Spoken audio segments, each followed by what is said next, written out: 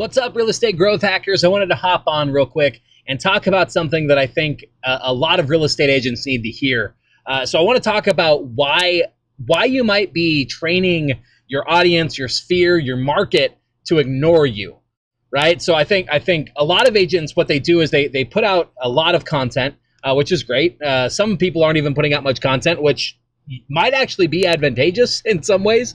But what a lot of the content that real estate agents put out naturally is very, real estate focused, very market specific. Things like how to buy a home for the least amount of money. Things like how to buy a home, or how to repair your credit, or maybe how to sell your home for the most money. Really great content if somebody's in the market for a transaction. But here's the reality: most of your market is not in the market for a transaction, right? They're living their life. They're not considering doing anything in real estate right this second. And when you're putting out marketing that is very real estate specific, you may think that what you're training them to do is you're training them to think of you as a real estate expert. But in this day and age, with the way that Facebook algorithms work, with the way that Google searches work, with the way that YouTube video views work, if you're sending something, or shoot, even emails, right? If you're sending an email, very often this is happening too. If you're sending messaging that people aren't opening, that people aren't interacting, that videos that they aren't watching, that they aren't engaging with, what you're doing is you're training the algorithms, and you're training your potential market to not watch your stuff. Right? So when you do come out with content that would be relevant to them, they're already trained not to look at it. So here's what I would recommend in terms of how you could solve this problem. So first and foremost, you want to start putting out content that is not real estate specific, but still paints you as a local market expert. So the type of content that works really well for this is talking about your local community, your local businesses, giving people lifestyle tips, like maybe what they should be doing in terms of preparing for the oncoming season. Maybe giving people tips to maximize the upcoming season. Things like building a great backyard space for coming into the summer months. Maybe it's tips about how to make sure that your house is set up for winter coming up. Those kinds of ideas. But something that really connects well with people, time after time after time again, is information about the great businesses, restaurants, people putting on great local events in their community. So doing consistent content around that is a great way to continually put out information that still paints you as a local market expert, but that doesn't train them to ignore you.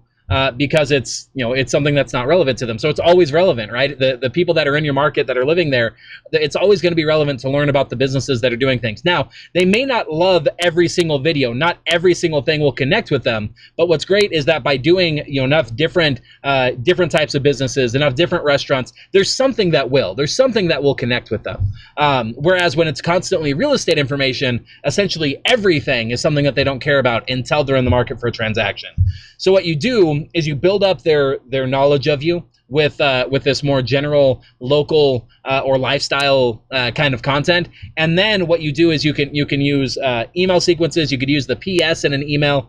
You can use retargeting on Facebook, those kinds of tactics in order to put the real estate specific information in front of them. But in terms of your continual marketing, the continual stuff that you put out to your list, your email list, your Facebook, your YouTube, those kinds of places, it really can make a lot more sense to put out more local focused content continually rather than real estate all the time. So hopefully that makes sense to you. If you'd like help doing something like that, we're actually working on a service right now, and it's soon to be a course where we're going to show you exactly how to do this same concept, where you could get our help doing a weekly show where every week we help you book the guests.